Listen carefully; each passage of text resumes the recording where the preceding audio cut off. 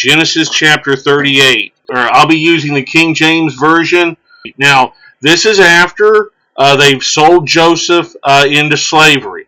Okay, so in our last study, Joseph was at Potiphar's house, sold into slavery, and Potiphar had purchased Joseph. And now we're coming back, and we're seeing kind of what's happening in the life of Judah in the intern. And now I want to bring up one last thing about Judah from our previous study. Is if you remember, he kind of had that self-righteous thing going on, where they were going to kill their brother, and then whenever the opportunity came to sell Joseph, he's like, oh, no, let's not have his blood on our hands. Let's not do that horrible thing. Let's sell him into slavery instead, as if that were a good thing. Yeah, so you kind of got that little self-righteous note going on with Judah, and we're going to see a little bit more about him in this story. I've said this before. When people make Bible movies, they always make Bible movies about Joseph, and they leave Judah almost out of the picture. And I think his story is just as interesting. So let's read this story. Genesis chapter 38, starting in verse 1, says, okay, and it came to pass at that time that Judah went down from his brethren and turned into a certain Adulamite, whose name was Ira. So he's left the group. He's kind of left his father's house and his brothers and stuff, and he's kind of getting off on his own now. Okay. Verse 2, and Judah saw there was there a daughter of a certain Canaanite, whose name was Shua, and he took her and went in unto her, and she conceived and bare a son, and called his name Er. And verse 4, and she conceived again and bare a son, and called his name Onan. Verse 5, and she yet again conceived and bare a son, and called his name Shelah, and he was at Chizib when she bare him. And Judah took a wife for Er, his firstborn, whose name was Tamar. I want to pause for just a moment. Tamar is a somewhat common name in the Old Testament. So there's going to be different people crop up in different stories that will have women that will have that name Tamar. But this name is a little bit common. So as you're doing Bible studies or reading the Bible in other places, if you come across the name Tamar, it's probably not this woman. Okay. Verse 7, and Er, Judah's firstborn, was wicked in the sight of the Lord, and the Lord slew him. Now this kind of gets into the multi-generational things, okay? Like, Jacob was not a super good guy, and then Judah's a little bit worse. And now then, whenever we get down to his kids, we're not told specifically anything about them, but this man is so wicked that God takes his life, and apparently he dies in a way that's kind of overt, that people knew. He got zapped. God got him. Okay. Yeah. Verse 8, and Judah said to Onan, go in unto thy brother's wife and marry her, and raise up seed to thy brother. I want to pause for just a moment. This was a very common practice, and remains common practice. Actually shows up in the law of Leviticus. About whenever you have a woman who doesn't have children, that the next in line, the next of kin, is to go in and provide the husbandly duties and to provide her with children. This is actually a lot of the basis for the book of Ruth, which we may study later. Tamar is the daughter-in-law of Judah. Judah has 3 sons. He's got Er, Onan, and Shelah. Okay? Right. So now then, Er goes in, and he's such a wicked person that God kills him. But he dies before he's fathered any children with Tamar. And now, in the old world, this is a big problem, because children are a part of your retirement plan. Kids are supposed to take care of their elderly parents, and having children in the ancient world was one of the most important things. So whenever a woman becomes a wife, there's a certain understanding there that the man is going to be her provider and protector, and that he's going to give her children. So the practice of raising up children for your brother, so the next of kin would marry this widow and take on all the roles of the husband and father and provide her with children. However, the children that are born out of that union will now have the inheritance rights of their deceased first husband. Okay, and this and so because it's actually legally it's the dead brother's children legally. Okay. I see. So Judah said to Onan, his brother is basically a surrogate. Yes, yeah, his brother is providing the woman with children, but that children legally have the status of their dead first husband. I can't say dead father, but it's but that's that way that bloodline, at least in name, stays alive, and it produces a way or a means of making sure that that widow has provision in her older years. Gotcha. So that way you don't have women with nobody to take care of them. Right. All right, I got it. Okay. Verse 9, and Onan knew that the seed should not be his, and it came to pass, this is verse 9, and it came to pass when he went in unto his brother's wife that he spilled it on the ground, lest he should give seed to his brother. Okay, so Onan knows that his brother is out of the picture, so he's going to get the share of inheritance that would have had gone to his brother. Okay, but if children come out of this union, then he's going to not get that inheritance. That inheritance would go to the kids. Mm-hmm. Now, this is also part of the book of Ruth. Whenever you have a next of kin who actually doesn't take Ruth as a wife, he said, lest I mar my own inheritance. So, for the sake of material gain, this man, Onan, is willing to leave this woman destitute. Okay, in a very real sense, he's stealing from her. Because whenever she was married to Er, that was part of the tradition and the custom, or the agreement, if we can say it that way, of how she was going to be treated and how she was going to be provided for. But Onan realizes that if kids crop up, then he's going to get less money. And so for the sake of money, for the sake of the inheritance, he is perfectly willing to hang this woman out to dry. Yeah, that's why his seed hits the ground before. Yeah, he pulls out, casts his semen on the ground and cheats this woman out of her would-be inheritance so that he can have it. Right. So, verse 10, and there again, when women are mistreated, God doesn't take it well. Verse 10, and the thing which he did displeased the Lord, wherefore he slew him also. So God kills Onan just the same way he did Er. And this is something else. It seems like people, for whatever reason, don't seem to grasp that doing evil will lead you to a bad end.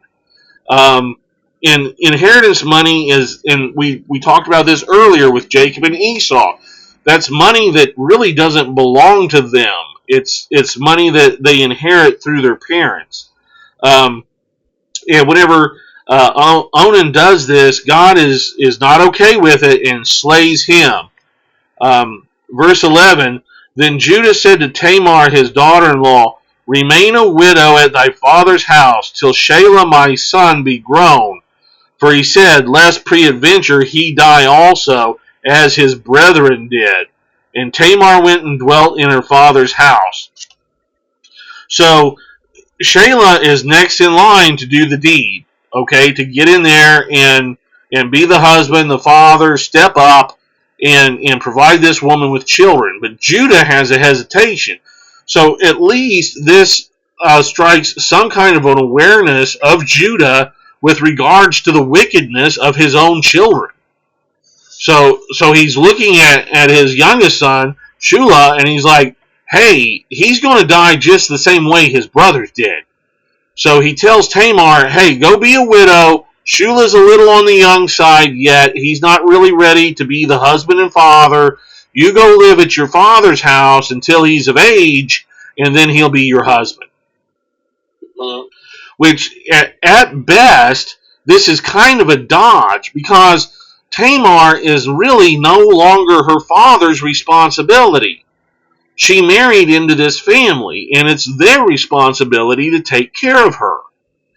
So he's kind of passing the buck. That he's like, no, go live at your father's house, be a widow. When my youngest boy grows up, he'll be responsible. He'll be the husband and father of these kids. All right, verse 12. And in the process of time, the daughter of Shua, Judah's wife, died, and Judah was comforted and went up unto his sheep shears to Timnath, and his friend Ira the Adullamite, which we heard about earlier in the chapter. So this is the same Ira. So Ira the Adullamite, his friend, and Judah are going to go up and shear sheep. And time has passed. And as I was reading this, I had always thought that it was Judah's wife that died, here in verse 12, and in the process of time, the daughter of Shua, Judah's wife, died. I did not realize that it's not his wife that died, but it was his daughter that died. He is comforted, which means he's finished grieving. Okay, so he has grieved for his dead daughter. And now that he's going about life as usual. Verse 14, now Tamar, let me pick up 13 in case I missed it, or we'll just hit it again. 13, and it was told Tamar, saying, behold, thy father-in-law goeth up to Timnath to shear his sheep. Verse 14, and she put her widow's garments off from her, and covered her face with a veil, and wrapped herself, and sat in an open place, by the way to Timnath.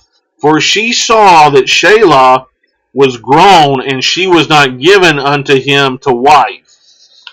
Okay, there's a lot to unpack here. Judah has a daughter that dies, and he grieves for her, and then he's done. He's going back to business as usual. His two sons have died apparently years ago, or some distance of time. A significant lapse of time has taken place. But Tamar is still being made to wear the widow's garment. She's not finished grieving for her dead husbands. You see that? Judah has a daughter. She dies. He grieves, and it's back to work. Okay, Tamar has two husbands that have died, and she's still locked in to the institution of grieving.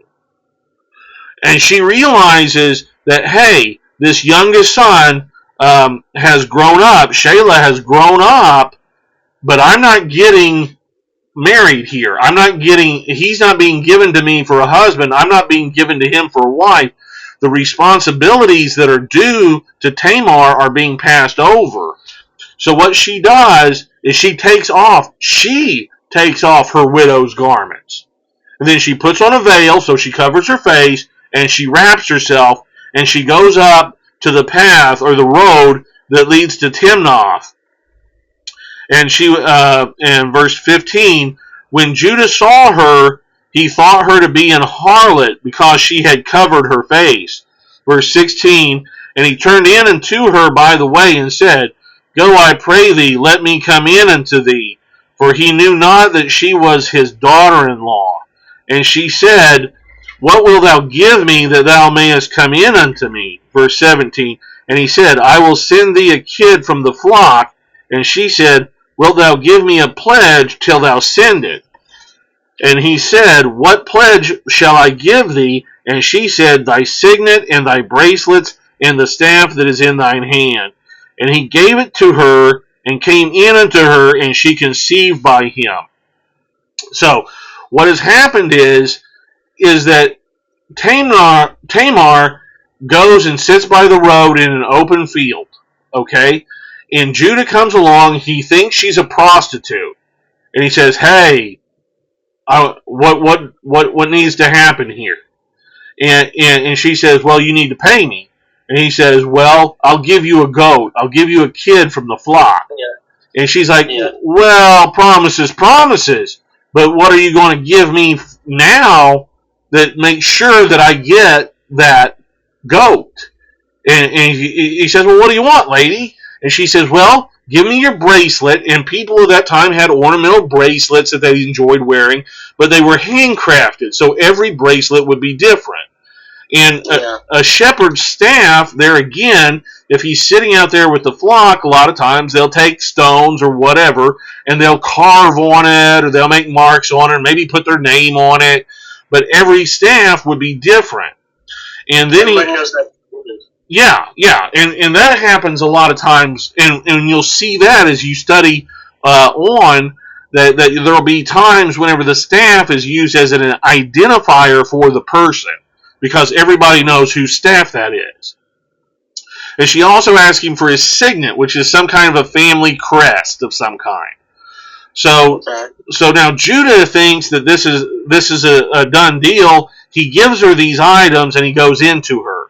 So he is with her carnally, and she conceives. Okay? So he's committing adultery, isn't he? Yes. Okay. He's absolutely committing adultery. And one of the things that I don't want to leave out of the study of this story is that his daughter-in-law knows him well enough that he would do this sort of thing. Oh, wow. I mean, she didn't just cook this up out of thin air on a hope shot. She knows him well enough to say, hey, if he had the opportunity, he would do this sort of thing. That's how she's entrapping him. Or that's how, I can't say that she's entrapping him. She's getting what she is taking from Judah is rightfully owed to her. So yeah, she's basically soliciting at that point. Well, yeah, but he owes this to her, and there's nothing in the law that would have prevented him from going in and giving this woman children. She is owed children. Now she's using a deception. She's using a trick to get children from this family, but technically she's within her rights because that is something that they should have had done for her. Yeah, I get what you're saying. Okay, and there again, there's this element of deception, but she goes in, she goes and she does this, she sits by the side of the road, he comes along, they strike a deal, and then she conceives. Let's see, and what verse was I on, guys? 19, and she arose. Yeah, verse 19, and she arose and went away, and laid by her veil from her, and put on the garments of her widowhood. So she gets back to her father's house, and she takes off the disguise. She takes off the veil, she takes off the wrapping, and she puts back on the garments that are associated with a woman in mourning. So she puts back on the garments of her widowhood. Verse 20, and Judah sent the kid by the hand of his friend, the Adulamite, to receive his pledge from the woman's hand. But he found her not, because she's gone. Verse 21, then he asked the men of the place, now this is the Adulamite, Ira, he asked the men of the place, saying, where is the harlot that was openly by the wayside? And they said, there was no harlot in this place. And he returned to Judah and said, I cannot find her. And also the men of the place said that there was no harlot in this place. And Judah said, let her take it to her, lest we be shamed. Ooh. Just let her keep, just sweep it under the rug, let her keep the stuff, We don't want to stir the pot, because Yeah. if this becomes public, there's going to be an element of shame. I don't want my wife to find out. I don't want my neighbors to find out. Just okay. She took me. She took me. She got the staff, the bracelet, the signet. Just let it slide. Shut up. Okay. Um, Behold, I sent this kid, and thou hast not found her. So Judah's like, I was going to pay her. It didn't work out. Oh well. Verse 24, and it came to pass about 3 months after that it was told Judah, saying, Tamar thy daughter-in-law hath played the harlot, and also, behold, she is with child by whoredom. And Judah said, Bring her forth and let her be burnt. Ooh. Ooh. So 3 months, now think about it. We all know how pregnancy works. 3 months after he does this, so he's probably forgotten about it. I doubt that he even still thinks about what he did. But it comes up that this woman, Tamar, has played the harlot. That is, she was a widow in grieving. She was in widow's garmentry, and she slept with somebody, not her husband. Ooh, that adulterous prostitute. Okay? Judah is actually the guilty party. He's a whoremonger himself. He's a womanizer himself. But whenever he finds out that his daughter-in-law has dishonored his 2 dead sons by going out and sleeping with somebody while she's in grieving, and he's keeping her, Judah is keeping her in a state of widowhood. He has not released her. That's why she's still in the widow's garments, even though she's in her father's house. So whenever Judah finds out about this, he's like, we're going to burn her at the stake. We're going to burn this woman for what she's done. See how judgmental? Ooh, Yeah. it's wrong when you do it. And he's ready to burn her up for it. Verse 25. And when she was brought forth, she sent to her father-in-law, saying, By the man who these are, am I with child. And she said, Discern, I pray thee, whose are these, the signet and bracelets and staff. Ooh. And remember in the earlier story of Joseph, whenever they took the coat and they dipped it in the blood and they brought it back and said, Oh, we don't know whose coat it is. Do you know if this belongs to you? What goes around comes around. So now then she brings out the bracelet and the signet and the staff, and she says, "Oh, do you know who these belong to? I got pregnant by this guy. Whoever could it be? But whoever it is, these belong to him." Ooh, Yeah. shrewd, good woman. Verse 26, and Judah acknowledged them and said, She hath been more righteous than I, because that I gave her not Shelah my son, and he knew her again no more. Verse 26, now this is an interesting note. Whenever, and I've said at different times in the Bible, there's these moments of conviction. It was you. It was you, Judah. You did it. Yeah. And in this instance, even though Judah is not necessarily what might be considered a good guy, he's not a good guy. Okay? But whenever he looks at what's happening, he has this moment where he says, She is more righteous than I. The woman did the right thing. And he takes ownership. This is a point in his life where he's taking ownership for his misdeeds, for his evil deeds. Right. He said, I didn't give her my youngest son to do what he needed to do, to take the responsibility that he and our family needed to take regarding this woman. I've imprisoned her in this widowhood grieving state for an extended period of time. This was the right thing to have happen. And then verse 26, as it closes, he says he knew her again no more. So he never slept with her again after that. So he didn't take her for a wife. He didn't go there after that. So So what happens is, but though he takes acknowledgement and he takes responsibility, that he's like, this was the right thing to have happen. This is what should have had happened. And she had twins because he had two. I'm just reading ahead. And it came to pass in the time of her travail that behold, twins were in her womb. Yes. I think that's interesting that it's twins because Judah bore children to her, and he lost two sons. And he lost two sons because of this very thing, and she's bearing two sons. There you go. I had not seen that, but see, this is what I'm talking about, Wes. I had not even thought of that. Whenever I read this text, I thought this was kind of a Jacob and Esau type thing, but these boys never fall out. These boys do fine. But your very good observation. Judah lost two sons being an evil person. Okay? Tamar... Because they would not give her kids. So she ended up getting kids from him, two more sons. Yes. She gets two boys that are going to turn out to be really good boys. Okay? Yeah. So she gets two sons that are in place of her two wicked dead husbands. Yeah. Fabulous observation there, Wes.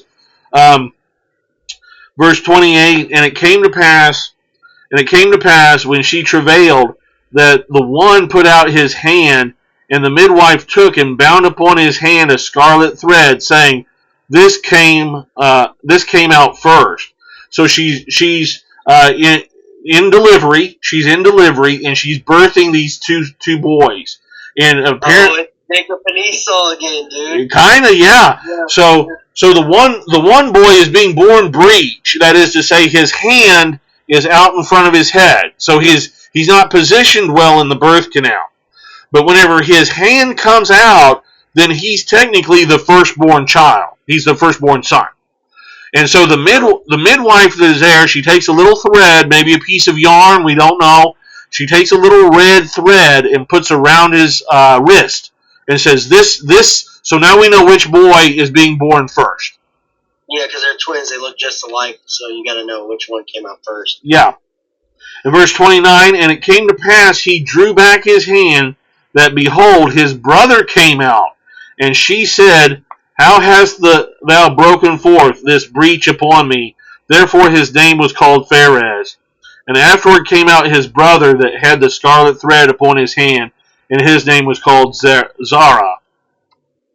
So she gets these in a very difficult labor. She gets these two sons born to her, and so this is the beginning of the rest of the patriarchy. Now, I want to point out a couple things that as I read it and study, that kind of occurred to me.